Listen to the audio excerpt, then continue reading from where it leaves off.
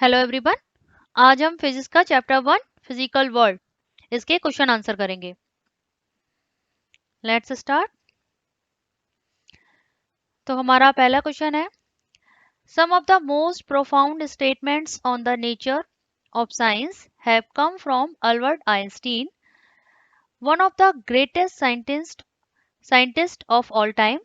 What do you think did Einstein mean when he said the most incompressible thing about the world is that it is compressible? तो इस question में जो सबसे famous जो scientist है, बहुत ही famous Albert Einstein, उन्होंने एक बात कही थी फिजिक्स के बारे में कि द मोस्ट कंप्रेसिबल, कंप्रेसिबल का मतलब होता है कि जटिलता, किसी चीज को ना समझ पाना, जो चीज है संसार की, उसकी यही बात है कि दैट इज कंप्रेसिबल, कि उसको समझा जा सकता है, कि वो इतनी जटिल नहीं है, जटिल होते हुए भी वो चीज जटिल नहीं है।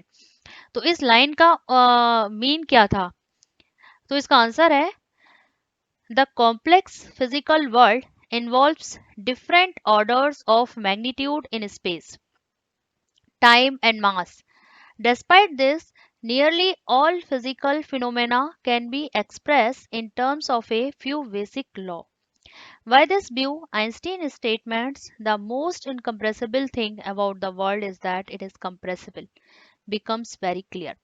मीन्स कहने का मतलब है कि जो हमारा जो संसार है, हमारी दुनिया है, काफी जटिल चीजें हैं यहाँ पर, जिनको अगर हम सीधे सीधे देखें तो वो हमको बहुत ही जटिल लगती है, जिसको समझना बहुत मुश्किल है।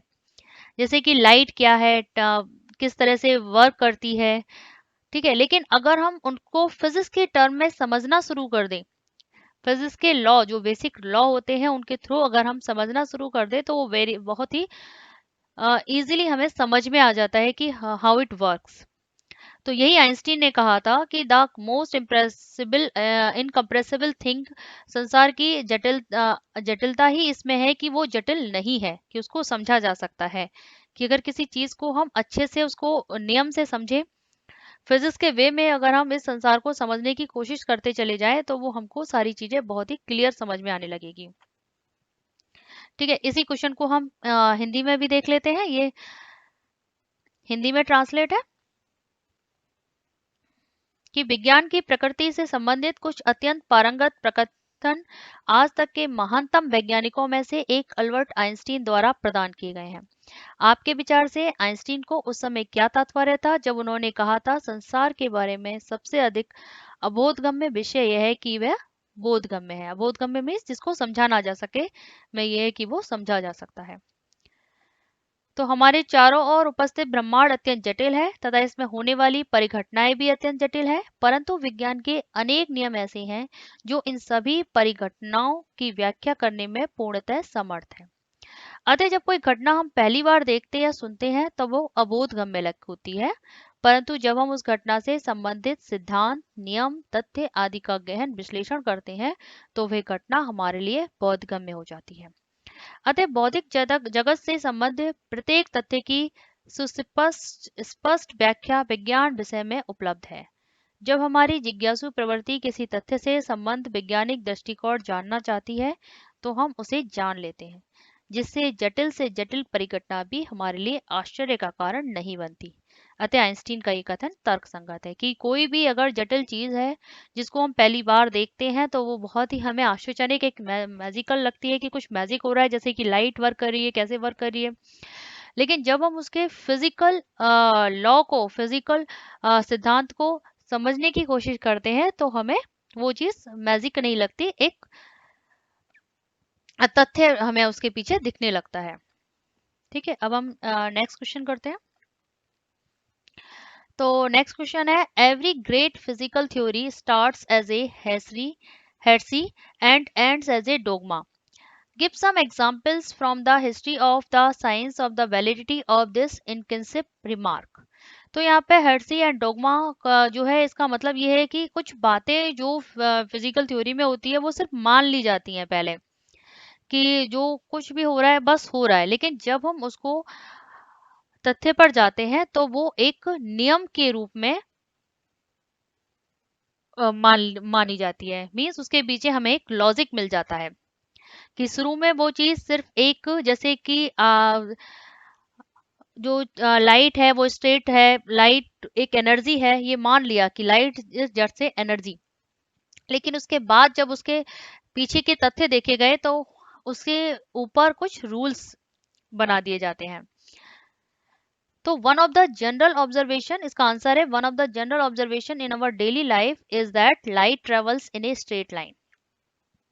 When Huygens propounded his wave theory, it was a heresy। मतलब ये सिर्फ मान लिया गया था कि जो लाइट है वो स्ट्रेट चलती है, स्ट्रेट लाइन में ट्रेवल करती है। However, soon it became dogma as interference patterns, refractions, etc. could be successfully explained on the basis of wave theory. It was believed that light was only energy, but when the photoelectric effect was discovered, it was proposed that light had a particle nature too। तो जो शुरू में जो मान लिया गया था कि लाइट सिर्फ एक एनर्जी है, नथिंग एल्स, उसके बाद जब फोटो इलेक्ट्रिक इफेक्ट का इजाद हुआ था, अ, तब इसमें ये क्लियर हुआ था कि जो लाइट है वो छोटे छोटे पार्टिकल से मिलकर बनी हुई है, छोटे छोटे कण से मिलकर बनी हुई है। तो जो चीज सिर्फ मान ली गई थी उसके पीछे कुछ रूल क्लियर किए गए। This way this was greatly debated and treated as heresy. However Einstein finally proved it with his quantum theory of light. henceforth it has been treated as a dogma। मतलब जो चीज शुरू में केवल heresy, जो सिर्फ एक सिद्धांत के रूप में मानी जा रही थी, उसे एक नियम से प्रूफ किया गया।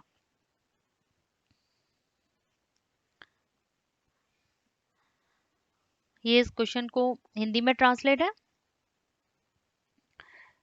प्रत्येक महान भौतिक सिद्धांत अब सिद्धांत से आरंभ होकर धर्म सिद्धांत के रूप में समाप्त होता है। इस तीक्ष्ण टिप्पणी की वैधता के लिए विज्ञान के इतिहास से कुछ उदाहरण लिखिए।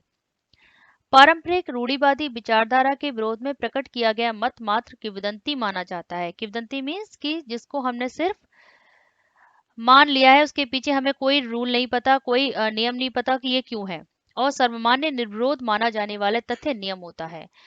कॉपर कॉपरनिकसे का जियोस्ट्रिक सिद्धांत प्रारंभ में एक किंवदंती के रूप में चर्चा का विषय बना, किंतु टाइक्रो ब्राह तथा जोन्स केपलर द्वारा प्रतिपादित और समर्पित पाए जाने के उपरांत उसको सामान्य रूप से मान लिया गया। अतः नियम बन गया कि कुछ चीजें सिर्फ मान ली जाती हैं, लेकिन जब उसको एक प्रूफ के साथ बताया जाता है तो वो एक रूल बन जाती है। तो अपना नेक्स्ट क्वेश्चन देखते हैं। Politics is the art of the possible. Similarly, science is the art of the soluble। Explain this beautiful aphorism on the nature and practice of science। तो जो राजनीति है वो art of possible, possible means कोई चीज संभव, संभव की कला है। Similarly science is the art of soluble means समाधान, किसी का निष्कर्ष। जो विज्ञान है वो समाधान की कला है। इस ब्यूटीफुल अप्रोसिम माने कोई कहावत जो बोली जाती है कि जो राजनीति है वो संभव की कला है और विज्ञान जो है समाधान की कला है। इस बात को एक्सप्लेन करना है। तो इसका आंसर है politicians make anything and everything possible to win votes. तो जो लाइन है politics is the art of the possible, कि हर चीज संभव है इसमें, अगर किसी को वोट के लिए जीतना है तो राजनेता हर संभव चीज करते हैं। तो politician make anything and everything possible to win votes, vote जीतने के लिए वो हर काम करते हैं। And science is a systemized study of observation. लेकिन जो साइंस है, विज्ञान है, वो सिस्टमेटिकली किसी चीज को ऑब्जर्व करके उसका समाधान निकालती है, तभी उस बात को हम मानते हैं, जब तक उसके पीछे एक तथ्य दिया जाए कि वाई इट इज। लेकिन जो राजनीति है उसमें वाई का कुछ नहीं है, बस जो भी संभव है वो करते हैं। तो scientist and researcher study these observation and then work out certain law from them। There is multitude of natural phenomena taking place in this universe and all of them can be explained in term of some basic law।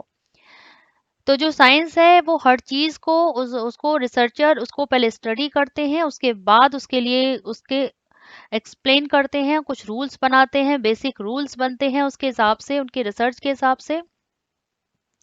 For example F बराबर mg, जो physics का जो formula है, force is equal to mass and acceleration, is true for you and me and also for a star. तो उन्होंने अगर कोई rule बना दिया है साइंस में कि F is equal to m g है, तो इट्स ये जो रूल्स होगा वो हर चीज पर वैलिड होगा, हर चीज के लिए एक सा होगा, आपके लिए, मेरे लिए, या फिर एक सितारे के लिए। Thus in science we see that various phenomena are related, they are soluble and can be explained with similar of the same law. This goes on to justify that science is the art of soluble just as politics is the art of the possible. तो science में हर चीज एक rule बनाकर, observe करके, study करके एक statement बनाया जाता है, और वो जो स्टेटमेंट होता है वो हर किसी पर ट्रू होता है। तो वो एक समाधान होता है साइंस, और पॉलिटिक्स क्या होता है, संभव होता है, जो भी संभव है वो लोग करेंगे। तो इसको हिंदी में देख लेते हैं। संभव की कला ही राजनीति है, इसी प्रकार समाधान की कला ही विज्ञान है। विज्ञान की प्रकृति तथा व्यवहार पर इस सुंदर सूक्ति की व्याख्या कीजिए। तो इसका आंसर है, राजनीति में सब कुछ संभव होता है। राजनीति अवसरवादी होते हैं, उनका ना कोई आचार संहिता होती है, ना कोई नियम, ना कोई उसूल। उनका एकमात्र लक्ष्य सत्ता में बना रहना होता है, वो कोई रूल फॉलो नहीं करते हैं, साधन चाहे उचित हो या अनुचित, लीगल इलीगल हर चीज वो करके वोट के लिए करते हैं। किंतु वैज्ञानिक घटनाओं का सावधानी पूर्वक निरीक्षण किया जाता है, समक व संकलित करते हैं तथा उनका विश्लेषण करते हैं, और प्राप्त निष्कर्षों के आधार पर नियमों का प्रतिपादन करते हैं। इस प्रकार ये प्रकृति के रहस्यों का उद्घाटन करता है। उसका एकमात्र ध्येय नियमों का पालन तथा प्रतिपादन करना होता है। मतलब विज्ञान में जब हम कोई चीज करते हैं उसके लिए कुछ नियम का हम पालन करते हैं। नेक्स्ट क्वेश्चन देखते हैं। So India now has a large base in science and technology, which is fast expanding. It is still a long way from realizing its potential of becoming a world leader in science. Name some important factors which, in your view, have hindered the advancement of science in India. तो कहने का मतलब है कि जो India में इतनी science और टेक्नोलॉजी में इतना विकास हो रहा है, इतनी जल्दी वो ग्रो कर रही है इंडिया, लेकिन अभी भी एक लंबा रास्ता तय करना है वर्ल्ड का लीडर, यानी कि वर्ल्ड में एक अपनी पकड़ बनाने के लिए साइंस के फील्ड में अभी एक बहुत लंबा रास्ता तय करना है। तो नेम सम इम्पोर्टेंट फैक्टर्स, कुछ ऐसे फैक्ट्स हमें बताने हैं जो हमारे हिसाब से, जिसकी वजह से हमें इतना टाइम लग रहा है साइंस को ग्रो करने, साइंस में ग्रो करने में। तो इसका आंसर है, here are some important factors that have obstructed the growth of science in India. Obstructed means किसी चीज में रुकावट बनना। तो कुछ सम फैक्टर्स हैं जो कि इंडिया में साइंस की ग्रोथ में रुकावट बने हुए हैं। Lack of infrastructure and funds for quality research work in science, कि अपने इंडिया में जो फंड्स है, जो रिसर्च के लिए जो मनी मिलनी चाहिए, वो उतनी नहीं मिल पा रही है गवर्नमेंट से या अदर सोर्सों से।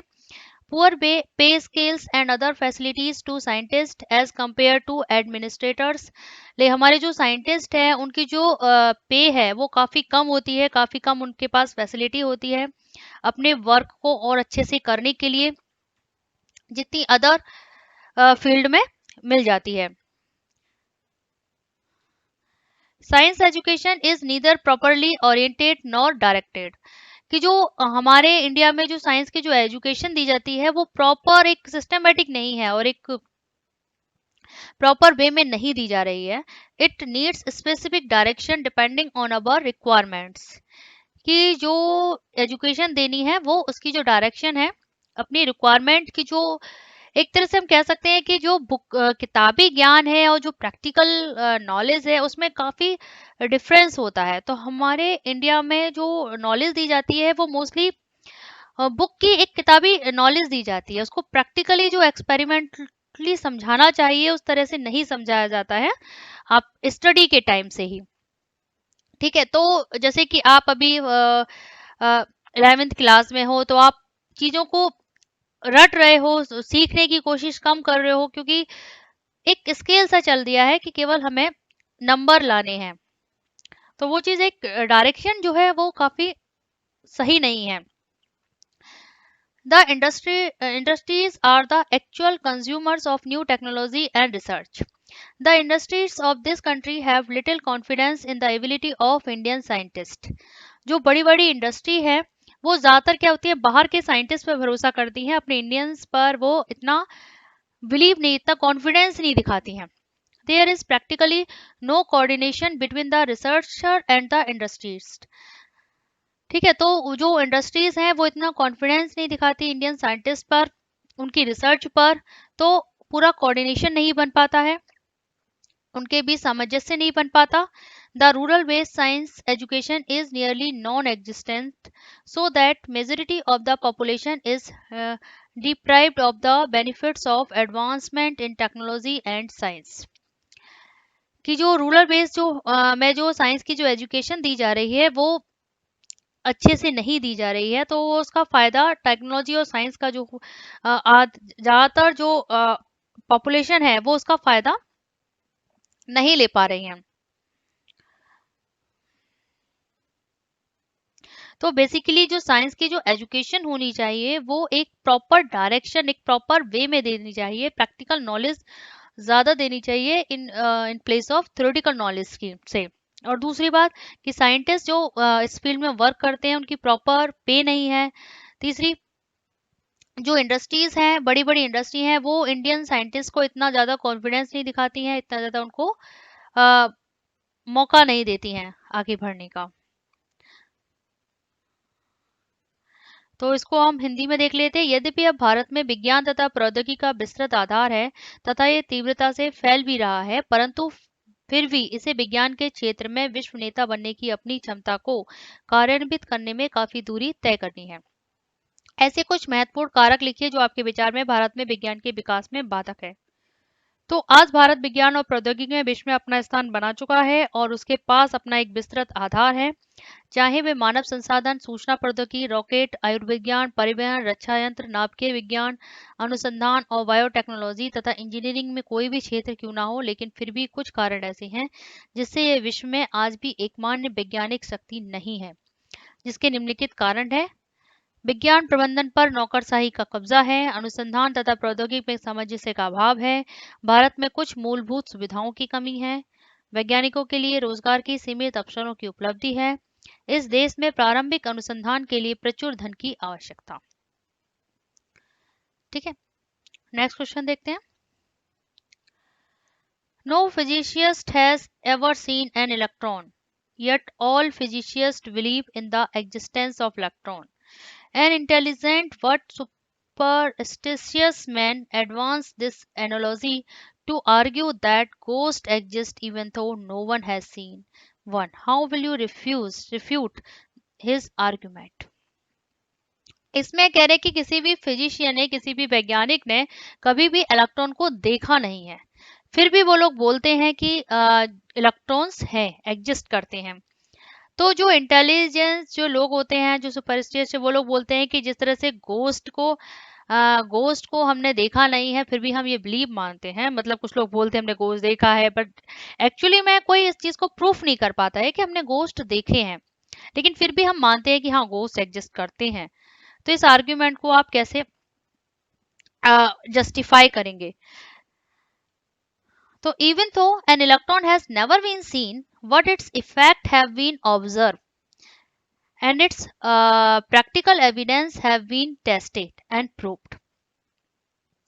तो इसका आंसर ये है कि जैसे कि गोस्ट के बारे में हम लोग मानते हैं लेकिन कोई भी साइंटिफिकल प्रूफ नहीं दे पाया है उसका, लेकिन अगर इलेक्ट्रॉन का केस हम करें तो हमने इलेक्ट्रॉन को कभी देखा नहीं है, बट इस इफेक्ट को ऑब्जर्व किया है प्रैक्टिकली, नॉट ओनली कि हम बस मान रहे हैं, प्रैक्टिकली इसको को हमने ऑब्जर्व किया हुआ है, एविडेंस है, टेस्ट है, प्रूफ है। एज इलेक्ट्रिसिटी, जो आपके घर में जो करंट है, जो इलेक्ट्रिसिटी बिजली जो आ रही है, वो किसके थ्रू आ रही है? इलेक्ट्रॉन के मूवमेंट के थ्रू आ रही है। However regarding spirits and ghost, even though there are many claims and sightings, standardized scientific reading and evidence have never been observed or successfully tested। जबकि अगर गोस्ट का जो क्लेम किया जाता है कि गोस्ट एग्जिस्टेंस है, उसकी मशीन से वो क्लेम किया जाता है कि हाँ, कि हमने गोस्ट की आवाज को रिकॉर्ड किया है, वो साइंटिफिकली उसको टेस्ट नहीं हुई है सक्सेसफुली। उसमें सिर्फ मान लिया गया है इस बात को कि हाँ गोस्ट होते हैं, लेकिन इलेक्ट्रॉन के केस में हमने माना नहीं है। हमने इस बात को प्रूव किया है, उसके इफेक्ट को। Thus, we really cannot state with a cent percent surely that they exist। तो गोस्ट के लिए हम 100% नहीं कह सकते हैं कि गोस्ट एग्जिस्ट करते हैं, लेकिन इलेक्ट्रॉन के लिए हम 100% कह सकते हैं कि वो एग्जिस्ट कर सकते हैं, भले ही हमने उनको देखा नहीं है, लेकिन उनकी पावर को ऑब्जर्व और टेस्ट और प्रूफ के साथ हमने उसको करा हुआ है। तो इस बात में कि जिस तरह से गोस्ट नहीं दिखते उस तरह से इलेक्ट्रॉन नहीं दिखते, दोनों बातें सेम नहीं है, दोनों बातों में काफी डिफरेंस है। इसको हिंदी में देख लेते हैं। किसी भी भौतिक विज्ञानी ने इलेक्ट्रॉन के कभी भी दर्शन नहीं किए हैं, परंतु फिर भी सभी भौतिक वैज्ञानिकों का इलेक्ट्रॉन के अस्तित्व में विश्वास है। कोई बुद्धिमान परंतु अंधविश्वासी व्यक्ति इसी तुल्य रूपक को इस तर्क के साथ आगे बढ़ाता है कि यद्यपि किसी ने देखा नहीं है परंतु भूतों का अस्तित्व है। आप इस तर्क का खंडन किस प्रकार करेंगे? इलेक्ट्रॉन की उपस्थिति की मान्यता के आधार पर अनेक घटनाएं घटित होती देखी गई हैं और घटित भी की जा रही हैं। इसके संबंध में कुछ सिद्धांत प्रतिपादित किए गए हैं तथा उनका प्रायोगिक रूप से सिद्ध किया पाया गया, किंतु भूत की उपस्थिति सिद्ध करने के लिए ना तो कोई प्रायोगिक प्रमाण मिला है और ना ही तत्संबंधी कोई घटना भी अवलोकित हुई है जिसके इसकी उपस्थिति सिद्ध हो सके। यह एक केवल कल्पना मात्र तथा अंधविश्वास है। तो जैसे कि कुछ अंधविश्वासी बोलते हैं कि ये तो वही बात हो गई इलेक्ट्रॉन के बारे में कि हमने भूत देखे हैं, मान लो इसी तरह भूत देखे नहीं है पर हम उसके अस्तित्व को मान लेते हैं, उसी तरह से इलेक्ट्रॉन में भी सेम बात है कि देखा नहीं है पर मान ले। लेकिन नहीं, ऐसा नहीं है कि भूत के बारे में हमने कोई ऐसा साइंटिफिक प्रूफ हमने नहीं है, लेकिन इलेक्ट्रॉन के लिए काफी सारे साइंटिफिक प्रूफ है जिससे ये सिद्ध होता है, प्रूफ होता है कि इलेक्ट्रॉन एग्जिस्ट करते हैं।